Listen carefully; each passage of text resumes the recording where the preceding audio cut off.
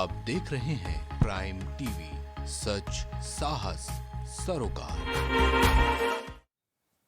नमस्कार, मैं हूं गौरव श्रीवास्तव। आप मेरे साथ देख रहे हैं हमारा खास कार्यक्रम प्राइम चर्चा। दोस्तों, एक बहुत पहले मूवी आई थी पीपरी लाइव, और उसका एक गाना था कि सखी सैया तो खूबी कमात है, महंगाई डायन खाए जात है। और ये तस्वीर थी उस फिल्म के माध्यम से कि जिस तरह से सामान्य वर्ग यहाँ पर मेहनत करता है, पैसे कमाता है और अपने जो भविष्य की उम्मीदें हैं उनको जीवंत रखता है।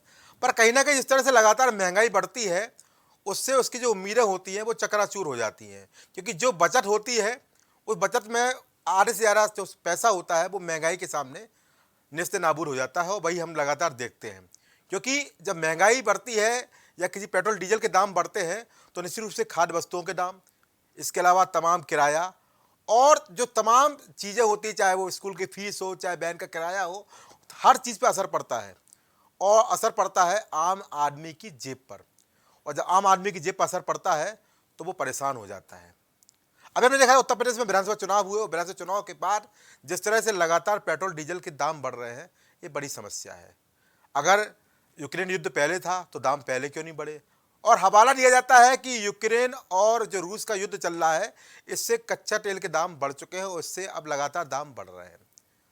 तो सबसे बड़ी बात तो इसमें यह है कि अगर उस समय दाम बढ़ रहे हैं तो अगर उसको मान मिले, तो जब कोरोना की पहली महामारी आई थी, उस समय जब लॉकडाउन लगाया था, देश के प्रधानमंत्री नरेंद्र मोदी ने लॉकडाउन की घोषणा की थी। उस समय कच्चे तेल के दाम बहुत कम थे, पर तब भी पेट्रोल डीजल के दामों में कमी नहीं आई। अगर जब कच्चे तेल के दाम कम है, अगर तेल कंपनियां ये कहती हैं कि हम बाजार रेट यानी अंतर्राष्ट्रीय बाजार में तेल की जो कीमत होती है उसके हिसाब से अपने रेट तय करते हैं, तो उस समय अंतर्राष्ट्रीय बाजार में कच्चे तेल की कीमत बहुत कम थी, बहुत कम। यानी मैं आपको बता दूं कि आज से 10 साल पुराने आंकड़े पर थे कच्चे तेल के दाम, पर उसके बावजूद जनता को कोई राहत नहीं दी गई। और जो सरकारी तेल कंपनियां हैं या जो प्राइवेट कंपनियां हैं, उनका कहना ये है कि जो हमको तेल मिलता है उस हिसाब से हम दाम तय करते हैं। सरकार बोलती है कि दाम तय करने का अधिकार उनको हम दे चुके हैं, और कंपनियां बोलती है जो हमको रेट मिलते हैं। पर जनता पिस कौन रहा है? आम जनता। और आम जनता इस समय बहुत परेशान है, क्योंकि लगातार हम देख रहे हैं कि दाम बढ़ने से जो समस्या है, जो खाद्य वस्तु है उनका दाम बढ़ चुके हैं। और ये जो दाम है आज के नहीं है। अगर हम विधानसभा चुनाव के पहले की बात करें तो 10 रुपये कम किए गए थे, ये दिवाली के समय की बात है। उसके बाद फिर लगभग 3 से 4 5 महीने दाम नहीं बढ़े। उसके बाद जैसे ही विधानसभा चुनाव खत्म हुए उत्तर प्रदेश में सहित 5 राज्यों में, उसके बाद फिर दाम बढ़ने शुरू हो गए और लगभग 10 से 11 रुपये प्रतिदिन जो अब दाम हो चुके हैं। अब सबसे बड़ी बात यह है कि जब पेट्रोल डीजल के दाम बढ़ते हैं तो उसमें जो किराया है वो भी बढ़ता है, और साथ ही साथ उस किराए से जो असर पड़ता है सब्जियों पर, खाद्य वस्तुओं पर, तेल पर, वो सारी चीज़ें महंगी होती चली जा रही हैं। हालांकि सरकार ने बड़ी यहाँ पर राहत दी है, और जैसे ही उत्तर प्रदेश में मुख्यमंत्री योगी आदित्यनाथ ने दूसरा कार्यकाल शुरू किया, उन्होंने अपने वादे के मुताबिक उन्होंने कहा था कि हम देश की जनता को, प्रदेश की जनता को परेशान नहीं होने देंगे।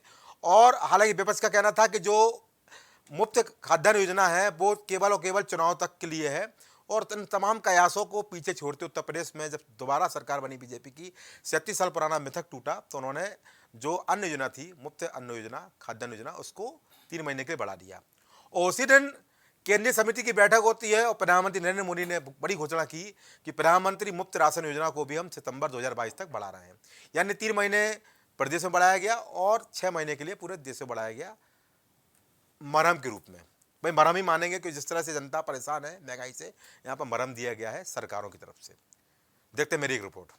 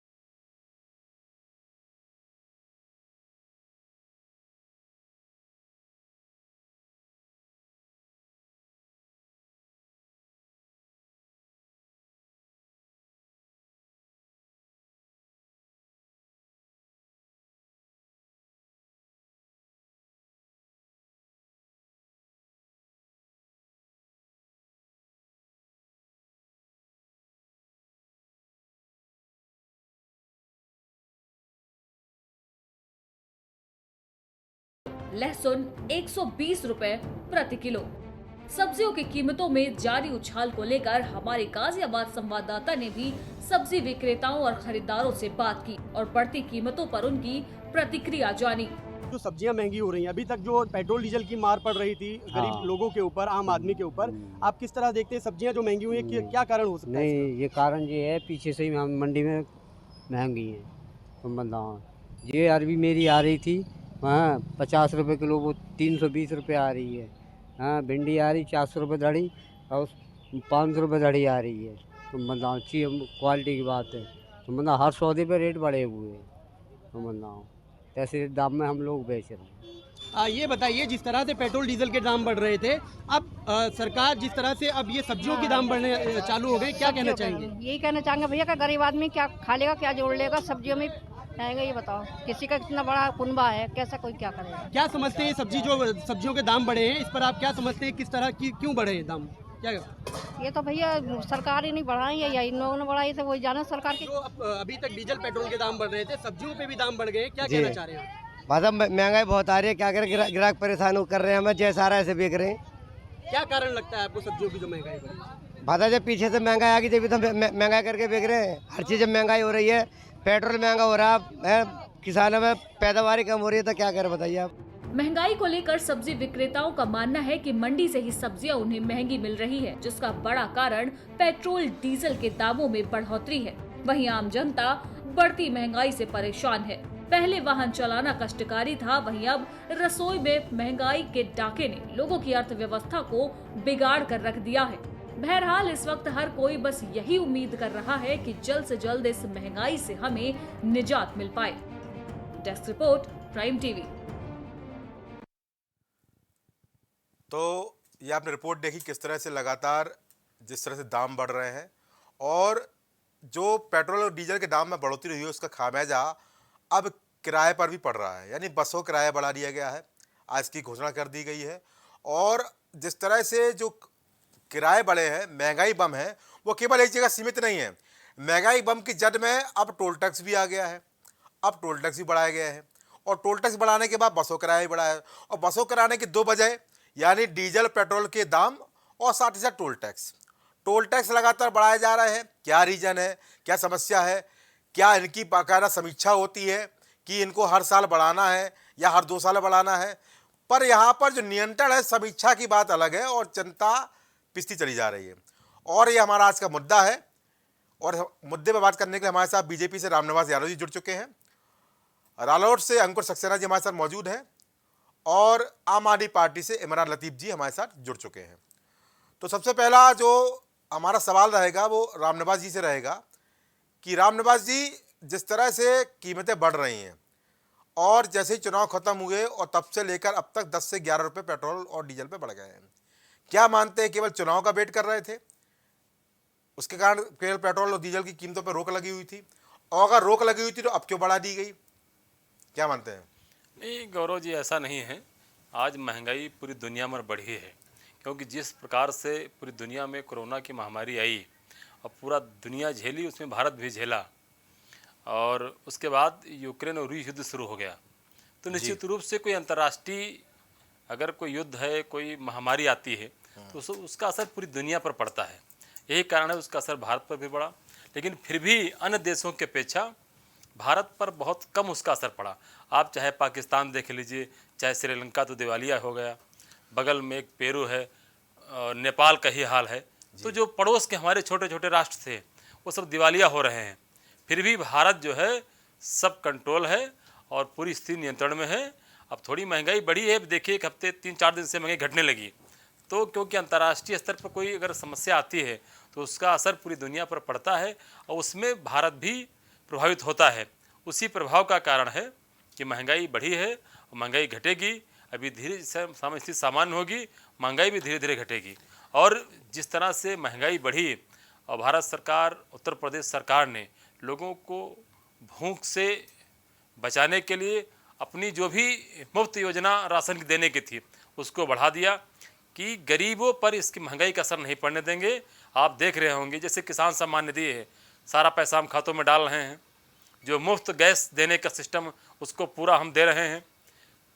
जिनको आवास देने थे वो आवास उनको हम दे रहे हैं, मुफ्त राशन हम दे रहे हैं। हमारी कोई योजना नहीं रुकी, योजनाएं हमारी बढ़ रही हैं। अंतर्राष्ट्रीय स्तर पे महंगाई का कुछ असर आया है, उसका प्रभाव है, वो भी धीरे धीरे ठीक हो जाएगा। रामनिवास जी, पर यहाँ पर चर्चा का विषय ये है कि आपने दिवाली के समय 10 रुपए कम कर दिए और उसके बाद जैसे ही चुनाव खत्म हुआ, शपथ ग्रहण कार्यक्रम खत्म हुआ मुख्यमंत्री योगी आदित्यनाथ का, उसके बाद दाम लगातार बढ़ते चले गए और अब दाम 10 से 11 रुपए बढ़ चुके हैं। पर यहाँ पर प्रश्न सबसे बड़ा ये है कि जो दाम पेट्रोल कंपनियां बढ़ाती हैं, दाम बढ़ाती हैं 80 पैसे और कम करती हैं 10 पैसे और दाम लगातार बढ़ते चले जाते हैं। क्या अंतर्राष्ट्रीय बाजार में पेट्रोल कीमत के दाम एक ही तरह स्थिर होते हैं? अगर वो स्थिर चेंज होते रहते हैं और अगर उनमें कमी आती है तो वो कमी की राहत जनता को क्यों नहीं मिलती है? सबसे बड़ा प्रश्न ये है। नहीं गौरव जी, शायद आपको पूरी जानकारी नहीं है कि जब भी जो रेट घटे थे जी। तो डीजल पे 18 रुपये और पेट्रोल पे 15 रुपये घटे थे। वो सरकार ने जीएसटी अपना कम कर दिया था जी। जो लगातार रेट बढ़ रहे थे, जीएसटी कम किया, उसकी वजह रेट बढ़े। लेकिन अभी आपने देखा होगा कि इतनी बड़ी क्राइसिस होने के बावजूद, पूरी दुनिया में क्राइसिस है, फिर भी रेट अब तक 2 महीने के अंदर मुश्किल से 8-9 रुपये बढ़े हैं जी। तो निश्चित रूप से सरकार की पूरी कंट्रोलिंग है और सरकार किसी भी जनता को देश की परेशानी होने देगी। कहीं कोई थोड़ी बहुत महंगाई बढ़ी है, वो जैसे जैसे परिस्थितियाँ अंतर्राष्ट्रीय स्तर पर ठीक होंगी, परिस्थितियाँ फिर सामान्य हो जाएंगी भारत की।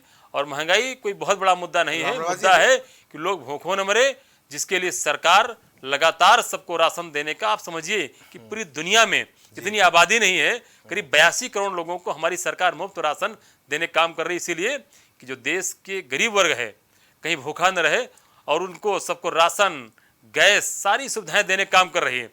तो निश्चित रूप से कुछ थोड़े वर्ग पे भार पड़ रहा है, उसको भी सरकार देख रही है, उसको भी ठीक करने का काम करेगी। मैं सहमत हूं, पर यहाँ पर मेरा प्रश्न ये भी है, मैं आपसे दोबारा इसको सुनाऊंगा आपको। प्रश्न मेरा ये है कि जब पेट्रोल कंपनियां के जो अंतर्राष्ट्रीय बाजार में जो कीमत कम होती है तो उसका लाभ आम जनता क्यों नहीं मिलता? वो पेट्रोल के रेट कम क्यों नहीं होते हैं?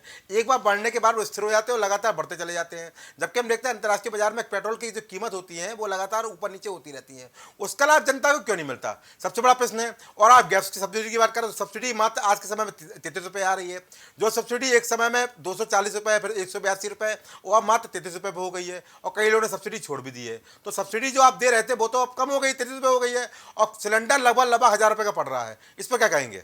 नहीं गौरव जी, जिस समय हमारी सरकार बनी, मोदी जी की सरकार बनी, पूरे देश में मुश्किल से 3 से 3.5 करोड़ जो है कनेक्शन थे, गैस कनेक्शन। आज लगभग 13 करोड़ कनेक्शन हैं जी।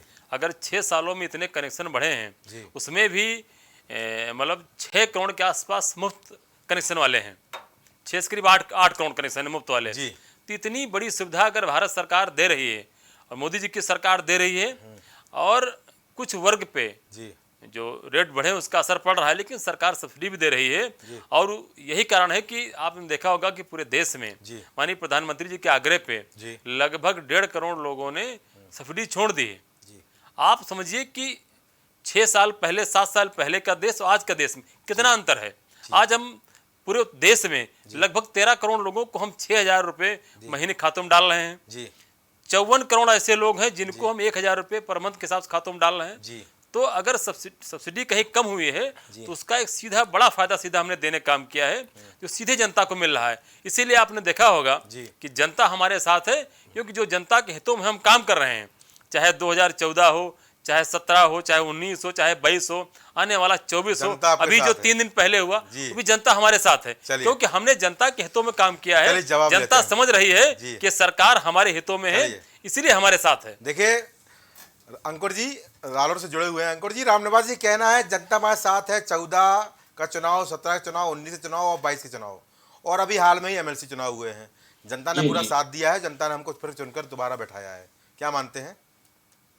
जी जी जी, देखिए गौरव जी, भारतीय जनता पार्टी के प्रतिनिधि महोदय ने अभी अभी आपके सम्मानित चैनल पे एक बात बोली कि केंद्र सरकार ने और स्टेट गवर्नमेंट ने पेट्रोल और डीजल से जीएसटी कम कर ली थी, वो 18 रुपए के समथिंग अबाउट जो है उसमें कम हुआ था। मैं भारतीय जनता पार्टी के प्रतिनिधि महोदय से तत्काल ये जानना चाहता हूँ कि क्या पेट्रोल और डीजल जो है, पेट्रोल और डीजल क्या ये जीएसटी के दायरे में आते हैं?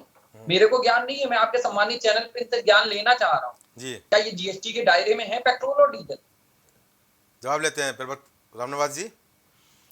अंकुर नहीं, सक्सेना जी अंकुर जवाब जी को दीजिए। शायद जानकारी नहीं है क्योंकि इनका चश्मा थोड़ा धुंधला है। अच्छा। अभी आपने देखा होगा कि नहीं, मेरे को- 18 रुपए लीटर आपको- डीजल में आपको शब्दों और को 15 रुपए लीटर कृपया आप पेट्रोल में अपने घटे शब्दों हैं, पे- तो क्या घटे हैं? सुनिए, अगर GST सरकार में कोई आते टैक्स हैं, नहीं लेती GST है, में आते हैं। सरकार घटाती कैसे? आपको जानकारी क्योंकि है, शायद अंकुर जी, आपको मानसिक- आपको चश्मा ठीक कर मानसिक लीजिए, दुख होगा योगी जी की कि आप सरकार है, शब्दावली मोदी जी की का सरकार प्रयोग है, नहीं करते हैं। जनता के हितों में जो भी पेट्रोल निर्णय और होगा डीजल GST के हमारी दायरे में सरकार आते हैं। उसको मैंने करने का सिंपल काम सवाल करेगी। पूछा, आप सवाल का जवाब दीजिए।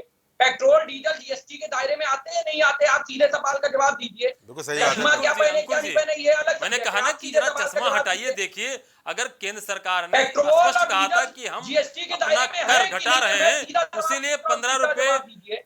डीजल में सीधा और जवाब, 18 सीधा रुपए जवाब। पेट्रोल में घटे थे, पेट्रोल, वो आपको डीजल दिखे नहीं जीएसटी में क्योंकि आता है, नहीं आपने आता है, मैं आपसे विपक्ष का जानना चश्मा चाहता हूं। पहन रखा है, पेट्रोल, आपको डीजल दिखता नहीं जीएसटी है। बारी बारी आता है, बारी नहीं बारी आता है, कुछ कर बताइए सकते आप। हैं। बारी बारी से बोलिए, बारी बारी से। सीधे सवाल का जवाब देखिए, मैंने सीधा प्रश्न पूछा जी। पेट्रोल और डीजल जीएसटी के दायरे में है कि नहीं है? भारतीय नहीं, जनता मैंने पार्टी आपसे के पूछा प्रतिनिधि महोदय कि को इस केंद्र सवाल का सरकार जवाब ने भी कम पूछा। किया था, कम हुआ कि नहीं हुआ? नहीं, अगर कम हुआ आपको तो कुछ उसको पता ही स्वीकार नहीं है। करिए, आप जनता अपने को बीच में बरगला लोगों रहे को हैं। बताइए, आपको जनता को बताने जानकारी काम नहीं है। करिए कि पेट्रोल मोदी जी ने अच्छा और काम किया था, GST के 15 दायरे में रुपए नहीं आते हैं। डीजल पे 18 पेट्रोल पे कम किया था, वो आप बताएंगे नहीं, उसमें नुक्स निकालने काम करेंगे। यही कारण है कि जनता आपको नकार रही है और आगे भी नकारेगी। बारी नहीं है, बारी आप से। केवल रटा रटाया वक्तव्य जारी कर रहे हैं। आपको संपूर्ण जानकारी नहीं है। आप पब्लिक को केवल रटा रटाया बरगलाने वाली बात GST मैंने आपसे पूछा कम हुए कि नहीं हुए? आप बताइए ना कम नहीं हुए। दाम कम हुए थे। हमारे जीएसटी के भाई दायरे में केंद्र नहीं सरकार आते। ने पेट्रोल अपना टैक्स घटाया था, 15 रुपए डीजल आपको पे 18 जानकारी पेट्रोल नहीं है। घटे थे, वो आपको दिखे नहीं। जानकारी संपूर्ण जानकारी करके आप आइए। नहीं अंकुर जी, जानकारी आपको आपको दिखता नहीं। आप विपक्ष में है तो उसका चश्मा लगा रखे हैं, चश्मा हटाइए। जनता के हित में जो निर्णय है आपको दिखेंगे। यही कारण है कि जनता लगातार आपको नकार रही है क्योंकि आप चश्मा विरोध का लगा रखे हैं। चलो बारी बारी बोलिए, बारी बारी से। जनता के आगे कह रहे हैं कि बारी बारी GST से। के विषय पे आप कह रहे हैं। अगर जीएसटी के दायरे में पेट्रोल उत्पाद बिल्कुल सही आ बात जाए, है। तो जितनी GST दायरे में कीमत नहीं है। पेट्रोल की है, कुछ टैक्सेस घटाए गए थे। जी जीएसटी के बाहर है, उसके ऊपर सबसे ज्यादा सेंट्रल गवर्नमेंट और जो है सबसे ज्यादा सही बात है। टैक्स कलेक्शन कर रही है। जब अक्टूबर में निर्मला सीतारमण लखनऊ में आई थी, उनकी बड़ी मीटिंग थी, उस समय भी ये मांग रखी गई थी कि पेट्रोल डीजल को जीएसटी दायरे में लाया जाए। उस समय भी ये मांग खारिज कर गई चैनल पे थी। बैठ के कह रहे हो कि जी, जीएसटी जी। के दायरे में और गलत पर यहाँ पर आपको अंकुर बात का जी एहसास होना चाहिए। रेट घटाए गए थे, वो किसी माध्यम से हो टैक्स में कम कर। देखिए मैं उसी बात पे आ रहा। रेट घटाना एक अलग सब्जेक्ट है, लेकिन आप सम्मानित चैनल पे बैठ के कह रहे हो जीएसटी। आपको ये बात पता होनी चाहिए कि पेट्रोल उत्पाद जो है वो जीएसटी के बाहर है। लगातार विपक्ष के द्वारा, हम लोगों के द्वारा ये मांग भी की गई, डिमांड भी की जा रही है कि पेट्रोल उत्पादों को आप जीएसटी के दायरे में लाएं। अगर आप पेट्रोल उत्पादों को जीएसटी के दायरे में लाएंगे तो उसकी मैक्सिमम टैक्स स्लैब के अंतर्गत आप ज्यादा 28% तक उसके ऊपर टैक्स स्लैब मैक्सिमम है, उससे ज्यादा आप कलेक्शन नहीं कर सकते जी, बिल्कुल। लेकिन आज की डेट में लगभग 48% का टैक्स जो है एडिशनल तरीके से केंद्र और स्टेट गवर्नमेंट के द्वारा अलग अलग तरीके से मोर देन 48% टैक्स लगाया जा रहा है, जिसकी वजह से आम जनमानस को पेट्रोल की कीमत 100 रुपए से ऊपर और डीजल की नियर अबाउट 90 to 100 के बीच में अंकुर जी रामनिवास जी बोल रहे हैं कि भाई खाद्यान्न दे रहे हैं, जैसे संपूर्ण विश्व में हमारे पड़ोसी देशों में बुरा हाल है। श्रीलंका के हाल देखिए, जी जी, पाकिस्तान के हाल देखिए, वहां पर कितनी दिक्कतें हैं। उसके बावजूद हिंदुस्तान में आराम से आदमी जी रहा है, खा पी रहा है, कोई दिक्कत नहीं है। और जनता को गौरव जी इनने 70 साल से और पिछले 6 साल की तुलना की है। मैं अधिकृत आंकड़े के आधार पे आपको तुलना करके बता रहा हूँ। 2 साल में खाद्य तेल के दाम दोगुने। सरकार किसकी? भारतीय जनता पार्टी की। स्टेशनरी 1.5 गुना महंगी, टीवी 60%, दवा फोन रिचार्ज 50% तक महंगे हुए हैं, दाल के रेट 20%, सब्जियां 233% और दर्द की दवा 67% तक उछली है। आप आम जनमानस को क्या दे रहे हो? आपने एक किसान निधि के नाम पे उसको पेमेंट दिया और बाकी तरीके से आपके एक किसान निधि को आप किसान निधि के नाम पे अगर उसको दे रहे हो तो बाकी तरफ से आप डीजल के पे ले रहे हो, पेट्रोल पे ले रहे हो, बढ़ती हुई दवाइयों पे ले रहे हो। महंगाई की मार आम जनमानस के ऊपर पड़ रही है। हाल ही में अभी 2 दिन पहले एक रिपोर्ट आई है, वर्ल्ड बैंक ने भारत को विकासशील देशों के दर्जे से हटा दिया है। इतना बड़ा आप $5 ट्रिलियन की इकोनॉमी बनाने जा रहे थे और भारत अब पाक, जाम्बिया और घाना जैसे देशों के बराबर आ गया है, जिसे लोअर मिडिल इनकम कैटेगरी में गिना जाएगा। चलिए, हमारे देश को आपने सोने की चिड़िया दी, अंग्रेजों ने लूटा। अंग्रेजों के बाद हम लोगों ने अपनी स्थिति 15 अगस्त 1947 के बाद संभाली और आप लोगों ने हम लोगों को चलिए जवाब लेते हैं। पर अभी इससे पहले इमरान लतीफ जी हमारी पार्टी जुड़े हुए हैं। इमरान जी, कल संगठन में बड़ा बदलाव किया गया और चुनाव को देखते हुए हर जिले में अलग अलग संगठन प्रभारी बनाया गया, बड़ी जिम्मेदारी देखी गई और कहा जा रहा है आम आदमी पार्टी बेहतर विकल्प के रूप में शामिल होगी आने वाले समय में। कि जिस तरह से पंजाब में 92 सीटें लेकर दोबारा वहां पर एक चमत्कार किया है, दिल्ली के बाद दोबारा वहां सरकार बनाई, पंजाब में उसके बाद हम देख रहे हैं लगातार गोवा में भी 2 सीटें जीती हैं। हालांकि उत्तर प्रदेश में कोई प्रदर्शन नहीं कर पाई, कोई सीटें नहीं निकाल पाई, पर कहीं नहीं देखा जा रहा है कि आम आदमी पार्टी लगातार मेहनत करी। पर अब जब महंगाई बढ़ रही है, हम देख रहे हैं कि पिछले चुनाव की अगर देखें, पिछले चुनाव की 6 महीने पुरानी बात करें तो आम आदमी पार्टी लगातार सड़कों पर प्रदर्शन कर रही थी। आम आदमी पार्टी के राज्यसभा सांसद संजय सिंह और चुनाव प्रभारी उत्तर प्रदेश के जो थे वो लगातार सरकार को टारगेट कर रहे थे, निशाना बना रहे थे कि महंगाई बढ़ रही है। पर आम आदमी पार्टी अब कहीं नक्शे में नहीं हो, आ भी नहीं रही है, कोई प्रदर्शन कोई आंदोलन नहीं किया जा रहा है। कांग्रेस पार्टी तक प्रदर्शन कर चुकी है महंगाई को लेकर, पर आम आदमी पार्टी कहाँ है? इमरान जी, पिछले कार्यकाल की तरह से एक सशक्त, सकारात्मक और व्यवहारिक विपक्ष के रूप में अपनी भूमिका सुनिश्चित करना शुरू करेगी। हम सड़कों पर संघर्ष करना शुरू करेंगे, हर प्लेटफॉर्म पर संघर्ष करने का काम करेंगे। अभी जैसा कि आपने बताया भी कि संगठन को रिफॉर्म करने की प्रक्रिया शुरू की गई है। निश्चित रूप से संगठन निर्माण के बाद हम लगातार संघर्ष करने का काम करेंगे, सुनियोजित ढंग से और एक योजनाबद्ध तरीके से सरकार को घेरने का काम करेंगे। अभी जहां तक बात हो रही थी कि ये लगातार दूसरी बार उत्तर प्रदेश के अंदर योगी आदित्यनाथ जी को मौका मिला और केंद्र में नरेंद्र मोदी जी को मौका मिला, जनता ने इनको काम करने के लिए मौका दिया है। अगर उत्तर प्रदेश में इसको ये अपनी उपलब्धि समझ रहे हैं तो मैं समझता हूं कि ये पूरी तरीके से सही बात नहीं होगी। दरअसल उत्तर प्रदेश की जनता का सबसे बड़ा दुर्भाग्य ये था कि उनके जो यहाँ की जो प्रमुख विपक्षी पार्टी थी, दरअसल वो नालायक थी, दरअसल वो कमजोर थी, वो बेबस थी, वो लाचार थी। उसके अंदर इतना सामर्थ्य नहीं था, इतनी ताकत नहीं थी, इतनी योजनाएं नहीं थी, इतनी मजबूत रणनीति नहीं थी कि वो भारतीय जनता पार्टी के मजबूत संगठन का मुकाबला कर पाती। किस पार्टी की बात कर रहे हैं आप? भारतीय जनता पार्टी के छल कपट, भारतीय जनता पार्टी के झूठ का मुकाबला कर पाती। तो एक तो नैरेटिव अब चल रहा है जनता के बीच में कि भारतीय जनता पार्टी को अब कोई हरा नहीं सकता है। अगर कोई हरा सकता है तो उस नेता का नाम अरविंद केजरीवाल है, अगर कोई पार्टी हरा सकती है तो उस पार्टी का नाम आम आदमी पार्टी है। आज ये बात पूरे देश में चर्चा का विषय है। आज चाहे उत्तर प्रदेश की बात करें, चाहे देश के दूसरे राज्यों की बात करें, वहां की आम जनता आज इस बात की चर्चा कर रही है। और इसके पीछे वजह है कि भारतीय जनता पार्टी जिस झूठ की राजनीति करती है, भारतीय जनता पार्टी जिस नफरत की राजनीति करती है, उसका जवाब किसी दूसरी पॉलिटिकल पार्टी के पास नहीं है। अगर उसका जवाब किसी भी रूप में दिया जा सकता है तो वो मुद्दों की राजनीति इमरान जी 2013 में आपकी उपस्थिति दर्ज हो गई थी उत्तर प्रदेश में और 2013 से लगातार आप संगठन को बढ़ा रहे हैं, संगठन को मजबूत कर रहे हैं। 9 साल का वक्त मिला आपको उत्तर प्रदेश में। 9 साल के वक्त के बाद आपने 403 सीटों पर चुनाव लड़ा और एक भी सीट नहीं मिली, इसको क्या मानते हैं? संगठन में कमी? आम आदमी पार्टी 10 साल पहले पार्टी बनी जी, और आज आम आदमी पार्टी की देश के अंदर 2 राज्यों में सरकार है। तीसरे राज्य में हमारे 2 विधायक हम वहां एंट्री कर चुके हैं। गुजरात के निगम, सूरत के निगम पार्षद में हमने अच्छी एंट्री करी है। पंजाब के चंडीगढ़ के निगम में हमने अच्छी खासी एंट्री कर ली है। तो अब कुल मिलाकर उत्तर प्रदेश में भी हम एक मजबूत रणनीति के साथ, मजबूत संगठन के साथ इस बार फिर से आने जा रहे हैं। इस बार का चुनाव जो उत्तर प्रदेश का चुनाव था वो सिर्फ 2 गठबंधन के बीच का चुनाव था। एक सिर्फ ये चुनाव पूरी तरीके से बाइपोलर चुनाव था जिसमें जनता 2 धड़ों में विभाजित थी। जनता का एक धड़ा चाहता था कि योगी आदित्यनाथ और भारतीय जनता पार्टी से छुटकारा पाया जाए, तो उसने समाजवादी पार्टी के गठबंधन को वोट किया। जो लोग चाहते थे योगी आदित्यनाथ जी को वापस लाया जाए, भारतीय जनता पार्टी की पुनः सरकार बनाई जाए, उन्होंने योगी आदित्यनाथ जी और भारतीय जनता पार्टी को वोट किया। इसके अलावा किसी तीसरी पार्टी के लिए कोई स्थान उत्तर प्रदेश की जनता तो आप लोग, इमरान जी यहाँ पर मुद्दा हमारा महंगाई का है, तो आप लोग कब जनता के लिए प्रदर्शन करते नजर आएंगे? संगठन बनता रहेगा? आम आदमी पार्टी की पहचान आप जानते हैं गौरव जी कि आम आदमी पार्टी संघर्ष के कोख से निकली हुई पार्टी है, आंदोलन के कोख से निकली हुई पार्टी है। हम संघर्ष ही करना जानते हैं। विपक्ष में रहते हैं तो सड़कें गर्म करना जानते हैं, और अगर हम सत्ता में होते हैं तो काम करना जानते हैं। तो निश्चित रूप से उत्तर प्रदेश की सड़कों को गर्म करने का काम किया जाएगा, उत्तर प्रदेश की इस अहंकारी सरकार को घेरने का काम किया जाएगा। और आज महंगाई से जनता त्राहिमाम कर रही है, इसमें कोई तो राम निवासी बोल रहा है कि जनता खुश है। 14 में सरकार बनाई, 17 में सरकार बनाई, 19 में बनाई, 22 में बना दी। दरअसल यही कहूंगा कि उत्तर प्रदेश की जनता का दुर्भाग्य है और रामनिवास जी का सौभाग्य है कि उत्तर प्रदेश में इनको एक नक्कारा विपक्ष मिला हुआ था। जो प्रमुख विपक्षी पार्टी थी वो नक्कारी थी।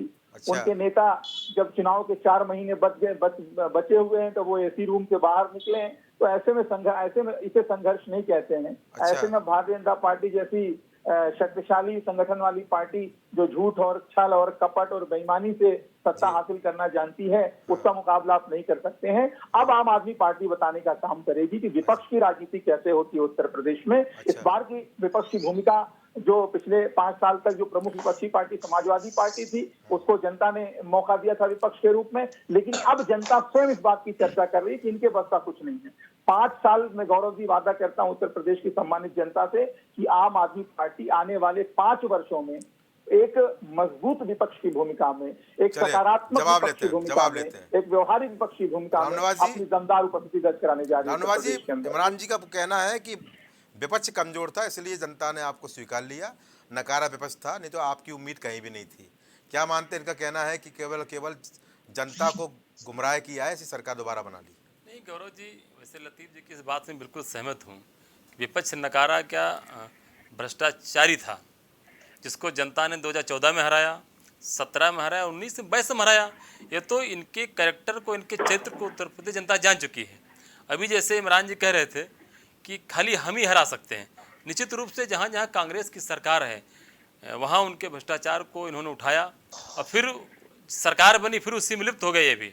अच्छा, तो इसलिए ये उत्तर प्रदेश जनता है, यहाँ भारतीय जनता पार्टी की सरकार है। जहाँ जहाँ भारतीय जनता पार्टी सरकार बनती है वहाँ आपकी दाल नहीं गलती है। जहाँ कांग्रेस की सरकार बनती है वहीं आप कुछ करते हैं। लेकिन उत्तर प्रदेश की जनता, देश की जनता जान चुकी है कि देश में मोदी जी और उत्तर प्रदेश योगी जी, इन्हीं दोनों हाथों में उत्तर प्रदेश और देश सुरक्षित है।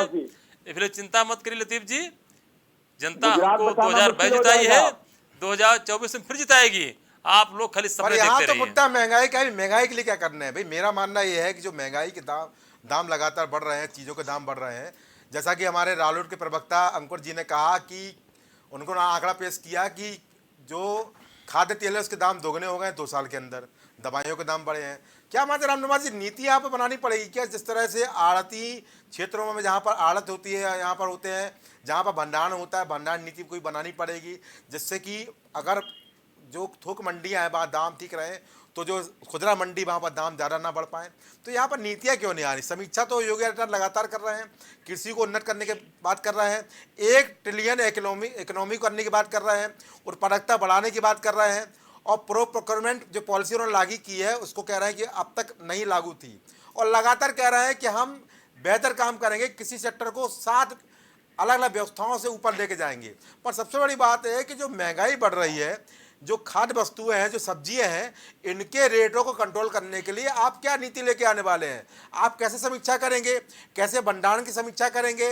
कैसे आड़तियों पर, जो आड़तियां हैं जो भंडारण करते हैं और रेट जो है, जो माल होता है उसको दबा लेते हैं, उसके बाद उनको महंगी कीमतों बेचते हैं। जैसे हम देख रहे हैं कि नींबू के दामों में समय आग लगी हुई है, 200-240 रुपये किलो बिक रहा है। क्यों बिक रहा है? और इसके लिए कौन वहाँ पर गया? हमने देखा था जब प्याज के दाम बढ़े थे तो सरकारी व्यवस्थाओं के हिसाब से सरकारी जो कंट्रोल है या सरकारी जो केंद्र है वहाँ से प्याज बेची गई थी। पर इस बारे में नींबू के लिए व्यवस्था क्यों नहीं की गई? क्या नींबू को हम ऐसी व्यवस्थाओं से नहीं बेच सकते हैं? और अगर नींबू के रेट बढ़ रहा है तो इसके कारण जानने की कोशिश नहीं की गई कि क्या कारण है कि नींबू कम हुआ है, कि भंडारण हो रहा है, कि आड़ती गोलमोल कर रहे हैं और वहाँ पर मंडी सचिव बैठे हुए, केवल कोई यहाँ पर समीक्षा या निगरानी नहीं हो रही? क्या मानते हैं यहाँ पर काम सरकार कब करेगी? नहीं गौरव जी, निश्चित रूप से सरकार हमारी काम कर रही है। अभी जैसे आपने बताया कुछ आड़तिए, निश्चित रूप से देश में अभी कांग्रेस जमाने से लंबे समय से जमे आड़तिए हैं, उनको हमारी सरकार देख रही है। क्योंकि ये सब्जियों की जो महंगाई होती है इस समय, इस सीजन में हमेशा महंगाई आती है, क्योंकि तमाम फसलें बर्बाद हो जाती हैं, उसका फर्क पड़ता है। और देखिए आप 3-4 दिनों देखिए लगातार रेट घट रहे हैं, चाहे तेल के हों, चाहे नींबू के हों, चाहे सब्जियों के, तो रेट घटना शुरू हो गए हैं। पर रेट क्योंकि कितना 5-10 रुपए घटेगा, उससे कोई लाभ नहीं होने वाला है। गौरव जी धैर्य रखिए, रेट सब घटेंगे जी। और क्योंकि जो अंतर्राष्ट्रीय स्तर पे डीजल, पेट्रोल और भाड़े की जो समस्या आई है उसकी वजह कुछ महंगाई बढ़ी है और धीरे धीरे सरकार उसको टैकल कर रही है। अभी हमारे अंकुर सक्सेना जी राष्ट्रीय लोकदल के प्रवक्ता आंकड़ा पेश कर रहे थे। मैं आपसे दावे साथ कह सकता हूँ आपके मंच के माध्यम से कि 6 साल पहले दवाइयों के रेट क्या थे, उससे 300 गुना रेट कम हो गए।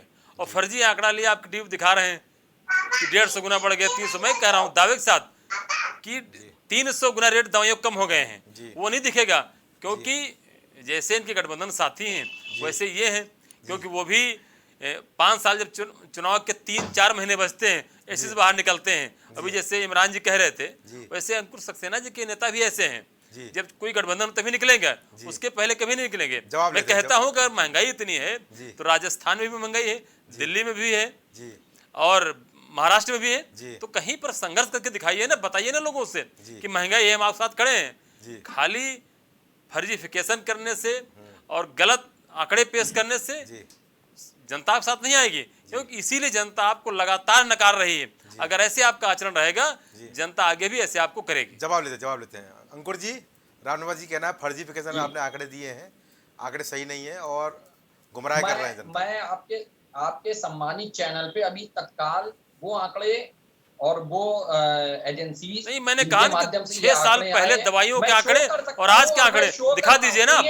और आप नहीं, दरअसल है क्या ना समस्या कि आपके जैसे नेता वैसे उनके सहयोगी दोनों का आचरण एक जैसा है, इसीलिए जनता आपको नकार रही है, क्योंकि आप गलत आंकड़े पेश कर रहे हैं। आप आंकड़े सही रखिए। मैं आपसे कहना चाहता हूँ, आप किस दवा का नाम बताइए इसमें 300% से रेट कम नहीं हुए हों। आप फर्जी तरीके से मोबाइल में आंकड़े दिखा देने से जनता समझने वाली नहीं। बारी से आपको डिबेट में तथ्यात्मक बात रखिए, अपनी बारी में बोलिए। बोलिए मैं खुले मंच के माध्यम से कह रहा हूँ, अगर भारतीय जनता पार्टी के माननीय यादव जी प्रतिनिधि महोदय ये बात साबित कर देते हैं कि दवाइयों के रेट में और बाकी महंगाई में 300% की कमी आई है, मैं खुले मन से कहता हूं, आपके मंच के माध्यम से मैं अभी कहता हूं, मैं तत्काल राजनीति से संन्यास ले लूंगा और इवन मैं कभी किसी डिबेट में भी नहीं आऊंगा अगर ये साबित कर दें 300%। खुले आप झूठ बोलते हैं। और अरे मैंने कहा ना, आप दवाइयों का 5 साल पहले दिखाइए, आज दिखाइएगा। दवाइयों में 300, 400, 500 रेट कम हुए हैं, आपको जानकारी नहीं, क्योंकि आप कभी सच्चाई जानना नहीं चाहते। आप ऐसे लोगों के साथ घिरे हुए हैं, आपके नेता ऐसे लोगों के साथ गठबंधन कर रखे हैं कि उनको जनता से कोई मतलब नहीं। उनको तो सरकार बनाने के लिए हर तरह के झूठ के हथकंडे अपनाने, उसी में आप माहिर है, वही दिखा रहे हैं। मैं दावे साथ एक दवा का नाम बताइए जो 5 साल पहले रेट था आज रेट है। मैं आपको चैलेंज देता हूं, एक दवा का रेट बताइए। आप सुनिए, सुनने की क्षमता है। दवाई है पेन किलर, 2019 में 3 रुपए प्रति गोली थी। आप किसी भी दवा का नाम सर्च कर लीजिए, गूगल पे अभी डाल लीजिए, 2022 में 5 रुपए हो गई है, 67% की बढ़ोतरी। एलर्जी की दवा 100 रुपए का पत्ता आता था 2022 नहीं, स्टेंट कितने का था पहले 5 साल पहले? जो हार्ट के ऑपरेशन में स्टेंट पड़ता था कितने का था? 1.25 लाख रुपए का था, आज 22,000 का है। कितने % कम हो गया? आप झूठ बोलने का काम मत करिए, क्योंकि जनता आपके अच्छी तरह जान चुकी है। मैं आपसे पूछ रहा हूँ ना, स्टेंट कितने का था? 1.25 लाख रुपए का था, आज 22,000 का पड़ रहा है। योगी जी की, मोदी जी की सरकार है, ये किसी जो है टीपू सुल्तान या पप्पू भैया की नहीं है। आप सुनिए, आपको सुनने का मादा नहीं है। नहीं, आप सही बात, मैंने आपसे पूछ रहा हूँ ना, स्टेंट 5 साल पहले कितने का था? सुनने की क्षमता भाई 1.25 लाख रुपए का था, आज 22,000 रुपए का है। ये रेट किसने कम किए हैं?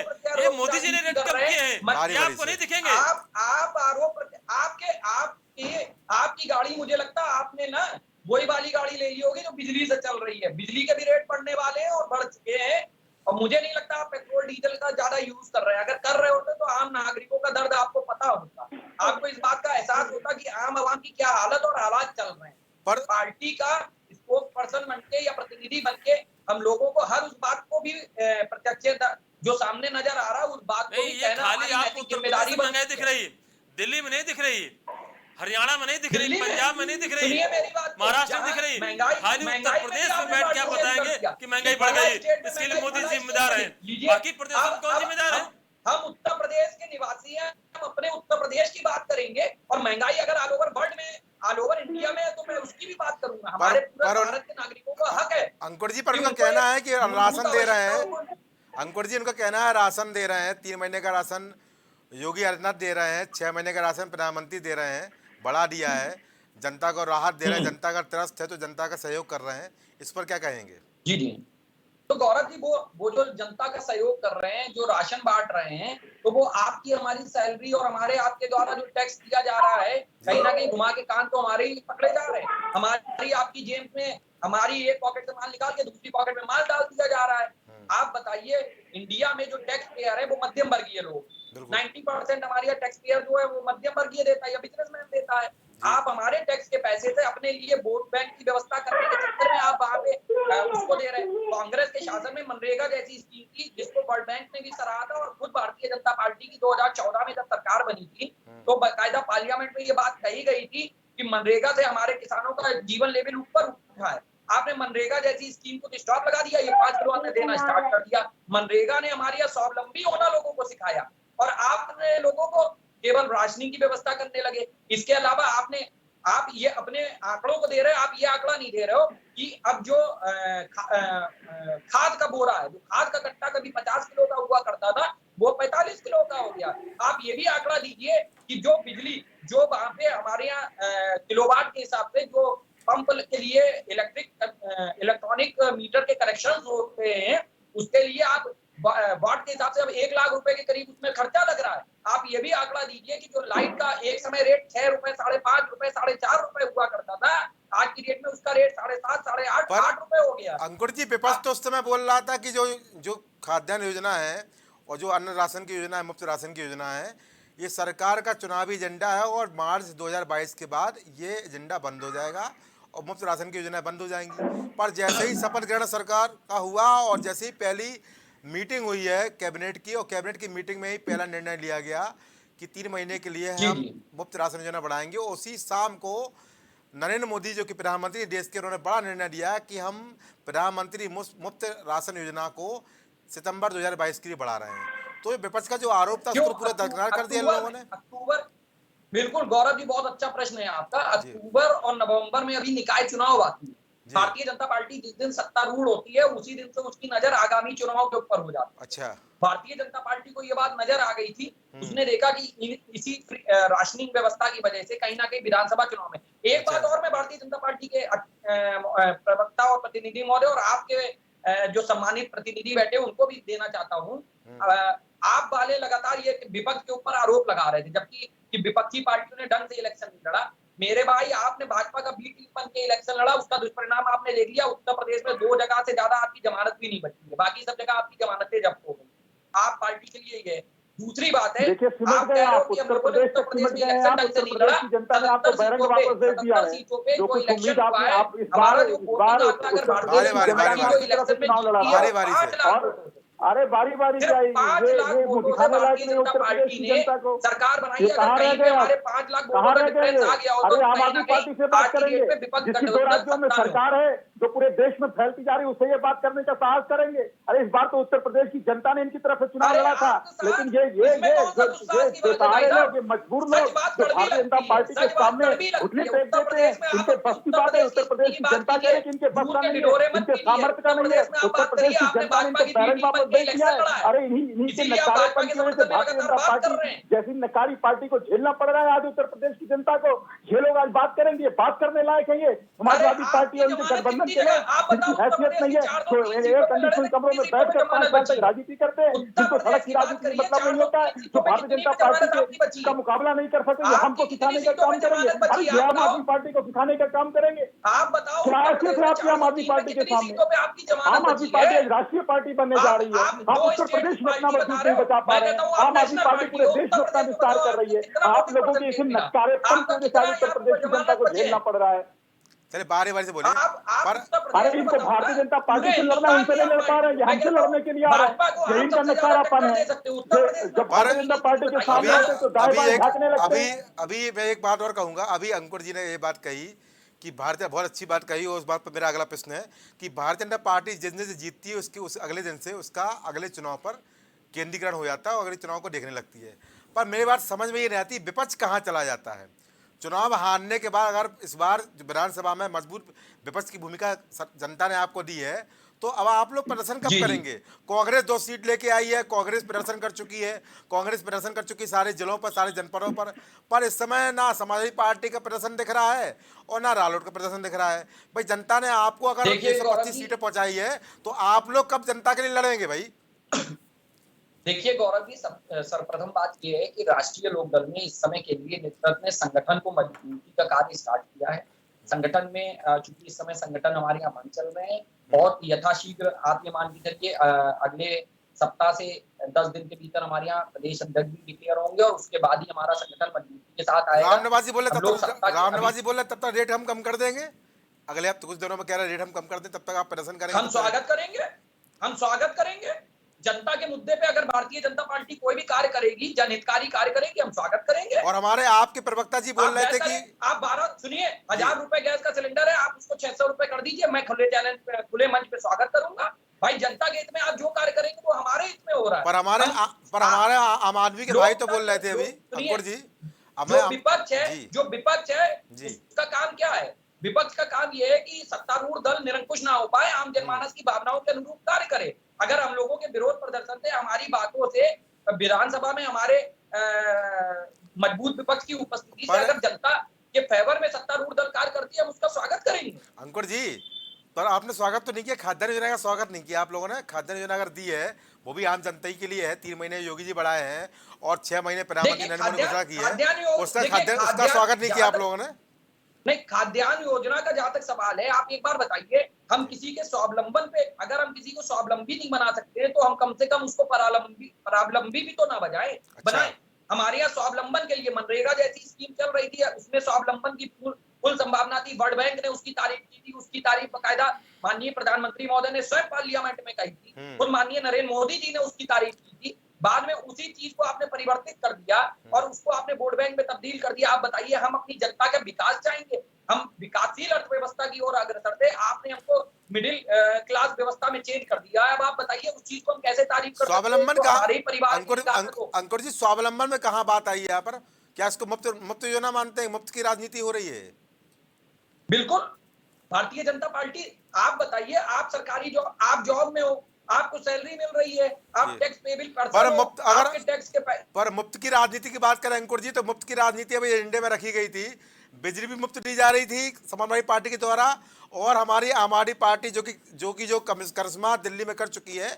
खैर उनकी व्यवस्था अलग है, दिल्ली में सरकार चला रहा है, किस तरह से व्यवस्थित कर रहा है वो उनका अपना पैमाना, उनकी अपनी जानकारी है। वही फार्मूला उत्तर प्रदेश में लेकर आए थे और उस फार्मूले को देखते हुए फिर अन्य पार्टियों ने इस फार्मूले को लिया, उन्होंने मुफ्त की बिजली की घोषणा कर दी और यहाँ तक कि फॉर्म भी भराए जाने लगे। तो यहाँ पर स्वावलंबन की दिक्कत नहीं आ रही थी।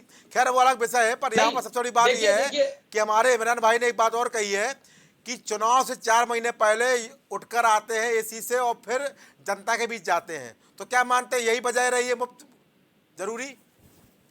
नहीं गौरव जी, एक बार बताइए, आप पार्टी के प्रतिनिधि महोदय ने जो भी बात कही वो इस समय क्योंकि पंजाब चुनाव के बाद बहुत ज्यादा उनका कॉन्फिडेंस है, लेकिन उनके पास मैंने वही पूछा कि उनने जो व्यवस्था और जिस मुद्दों के आधार पे उत्तर प्रदेश में चुनाव लड़ा था, उनके कितने कैंडिडेट्स को यहाँ पे जमानत मिली या कितना उनका वोटिंग परसेंटेज रहा, वो एक अलग सब्जेक्ट है।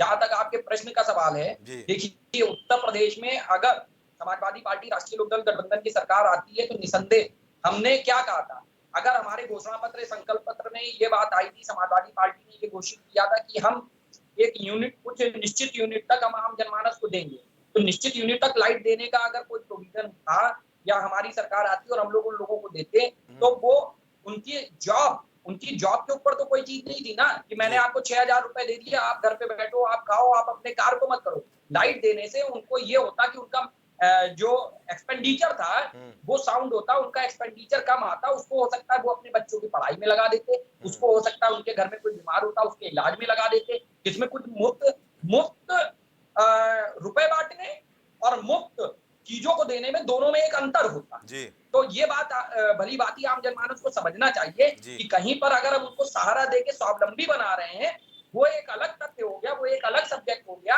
और कहीं पर हम सीधे कह रहे हैं कि हम आपको इतना रुपया बांट रहे हैं, हम आपको इतना अन्न दे रहे हैं और इस नाते आप सिर्फ हमको वोट दीजिए, वो वोट की खरीद फरोख्त। पर इमरान जी तो बोल रहे हैं विपक्ष पूरा नकारा था इसलिए सरकार जो है बीजेपी की दोबारा आ गई है, समाजवादी पार्टी गठबंधन पूरी तरह फेल हो चुका है, उन्होंने कोई काम ही नहीं किया, जनता ने नकार देखिए दिया। भाजपा की बी टीम के रूप में वो कुछ भी कह सकते हैं, उनका मकसद पूरा हो गया उत्तर प्रदेश में आके, ठीक है वो अरे हम किसी रूप में बचे तो हैं, किसी टीम के रूप में, आपका तो वजूद ही खत्म हो गया। बहुत अच्छी बात है, अरे आपके गठबंधन का तो वजूद ही नहीं रहा हिंदुस्तान की राजनीति में। आम आदमी पार्टी तो कम से कम 2 राज्यों में सरकार चला रही है, पूरे देश के अंदर उसका विस्तार हो रहा है, आप तो अपना वजूद ही खो चुके हैं। पर यहाँ पर सबसे बड़ी बात यह है कि जनता के लिए लड़ेगा कौन? भाई जनता के लिए अब लड़ाई का समय आ गया, प्रदर्शन का समय आ गया है। और जिस तरह हम देख रहे हैं कि कांग्रेस ने अभी हाल में ही सभी जनपदों में प्रदर्शन किया था महंगाई को लेकर, पर ऐसा प्रदर्शन ना अभी समाजवादी पार्टी की तरफ से आया है, ना रालोद की तरफ से आया है, और ना अभी आम आदमी पार्टी की तरफ से आया है। तो क्या मानते हैं किस तरह से अब आने वाले समय में जनता को व्यवस्थित देखा जाएगा, कैसे जनता के लिए लड़ाई की जाएगी? क्या मानते हैं इमरान जी? इमरान जी, आपको मेरी आवाज आ रही है? जी हाँ आ रही है। तो इमरान जी क्या मानते हैं, किस तरह व्यवस्थित करेंगे आप?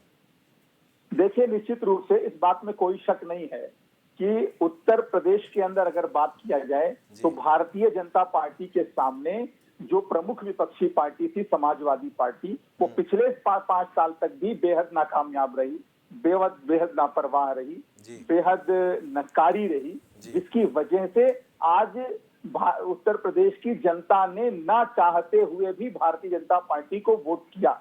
इससे बड़ा दुर्भाग्य उत्तर प्रदेश की राजनीति के लिए और उत्तर प्रदेश की जनता के लिए हो ही नहीं सकता था। इस बार का चुनाव गौरव जी, हम लोग तो जनता के बीच में थे, हम लोग भी एक पार्टी के रूप में थे, लेकिन जनता चुनाव लड़ रही थी इनकी तरफ से।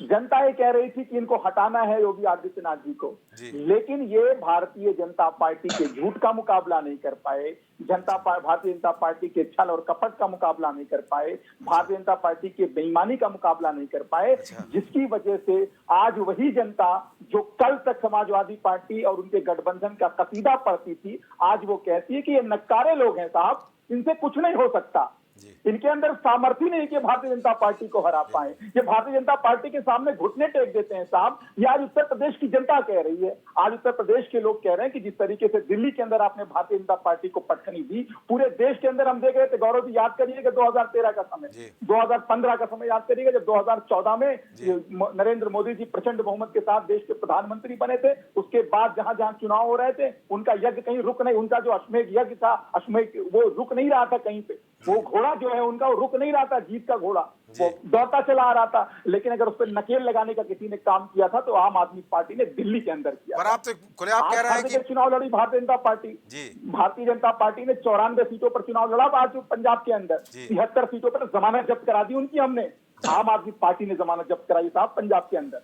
दिल्ली में हमने उनको एक ऑटो वाली पार्टी बना दी, एक इनोवा कार वाली पार्टी बना के रख दिया। तो ये आम आदमी पार्टी ने करके दिखाया है कि भारतीय जनता पार्टी को रणनीतिक तौर से अगर कोई हरा सकता है मैदान के अंदर, तो उस पार्टी का नाम आम आदमी पार्टी, उस नेता का नाम अरविंद केजरीवाल है। आज उत्तर प्रदेश की जनता ये बात कह रही है, और सिर्फ उत्तर प्रदेश नहीं कह रहे गौरव जी, बस 30 सेकंड, उत्तर प्रदेश नहीं कह रहा है, आप हरियाणा चले जाइए, आज हरियाणा में आम आदमी पार्टी को लोग हाथों हाथ लेने का काम कर रहे हैं, गुजरात में लोग पलके बिछाए बैठे हुए हैं, आज हिमाचल के अंदर लोग पलके बिछाए बैठे हुए हैं। ये है जो दिल्ली का मॉडल है, आज पूरे देश में फैल रहा है। आप देखिए कि आने वाला जो 1-2 साल है हिंदुस्तान की राजनीति का, ये चमत्कार करने जा रहा है। मुद्दों की राजनीति होगी, नफरत की राजनीति नहीं होगी, और समाजवादी पार्टी, उनके गठबंधन जैसी नक्कारी पार्टियों के कार्यालयों पर ताला लगने जा रहा है। आम आदमी पार्टी आ रही है भारतीय जनता पार्टी का मुकाबला। तो हम उम्मीद कर सकते हैं आम आदमी पार्टी जल्दी ही प्रदर्शन करेगी, जनता के लिए खड़ी होगी। पर यहाँ पर जवाब लेते हैं, आम आदमी पार्टी की पहचान ही संघर्ष की रही है। जवाब लेते हैं, सड़कों को हम गर्म करने जा रहे हैं। जवाब लेते हैं रामनिवास जी कह रहे हैं बेईमानी चुनाव जीते हैं, बेईमान पार्टी, छल वाली पार्टी है इसे, और समाजवादी पार्टी इनका मुकाबला नहीं कर पाई, क्या कहेंगे? नहीं, ये इमरान जी का कहना है, लेकिन 2014 में हम जीते, 17 में जीते, 19 जीते, 22 जीते, और आम आदमी पार्टी की 2 सीटें छोड़ के सफेद जमानत जब्त हुई। और पंजाब में कांग्रेस थी, कांग्रेस ने इतना भ्रष्टाचार किया, जनता उससे नाराज थी, उसका फायदा इनको मिला। यही हाल दिल्ली में हुआ था, जहां जहां भाजपा की सरकार है वहां इनकी दाल नहीं गलती है, जहां जहां विपक्ष की सरकार होती है उन्हीं से लड़ते हैं, चाहे कांग्रेस हो, चाहे जो दल विपक्ष का हो। इमरान जी की हैसियत नहीं है, केजरीवाल जी की हैसियत नहीं है कि जिस प्रदेश से भारतीय दिल्ली के जनता अंदर पार्टी आपको सरकार इनोवा हो पार्टी बना दिया, उसको हरा के दिखा एक दे। इनोवा में पैक चलिए। करके भेज दिया आपके सारे वो फिलहाल विधायकों वक्त को। बताएगा कि कहाँ कौन चुनाव लड़ता है और कौन किसका विकल्प बनता है। रामनिवास जी कहना है कि हमारी पार्टी जहाँ पर कांग्रेस की सरकार होती है वहीं पर करिश्मा करती है, और जहाँ पर बीजेपी की सरकार है वहाँ पर इनकी सारी उम्मीदें खत्म हो जाती हैं। खैर, सभी जो हमारे मेहमान हैं सबका बहुत धन्यवाद। और अब बात करते हैं कि जो महंगाई चर्चा हुई और सभी लोगों ने अपना अपना पक्ष रखा, पर इस पक्ष के बीच में एक बात सबसे पहले सामने आई है कि जो विपक्ष होता है उसकी भूमिका बहुत महत्वपूर्ण है। और यहाँ पर हम देख रहे हैं कि जो विपक्ष है वो अब तक केवल घर में है, यानी जिस जनता ने आपको मौका दिया, जिस जनता ने आपको विपक्ष की भूमिका दी, वो उस विपक्ष की भूमिका अब निभाने की बारी आई है। तो सारे लोग केवल और केवल आंकड़ों पर सिमटे ट्वीट के माध्यम से अपने अपनी बातों को, अपने अपने बयानों को दे रहे हैं, पर जनता के लिए कोई भी जो धरातल पे आने की जो समस्या है, धरातल पे आने की जो कवायद है, वो अब तक नजर नहीं आ रही है। फिलहाल महंगाई के मुद्दे पर लोग कितनी मेहनत करेंगे और आने वाले समय में क्या तस्वीर होगी विपक्ष बताएगा, पर एक बात तो साफ है, जब तक सरकार बेहतर रणनीति नहीं बनाएगी, समीक्षाएं नहीं करेगी और एक बेहतर रोड मैप के साथ महंगाई को कम करने का, कंट्रोल करने का प्रयास नहीं करेगी, तब तक स्थिति हमेशा बढ़ती ही चली जाएगी। तो आज की चर्चा में इतना ही। नमस्कार। कुछ भाव पुष्प। आप देख रहे हैं प्राइम टीवी, सच साहस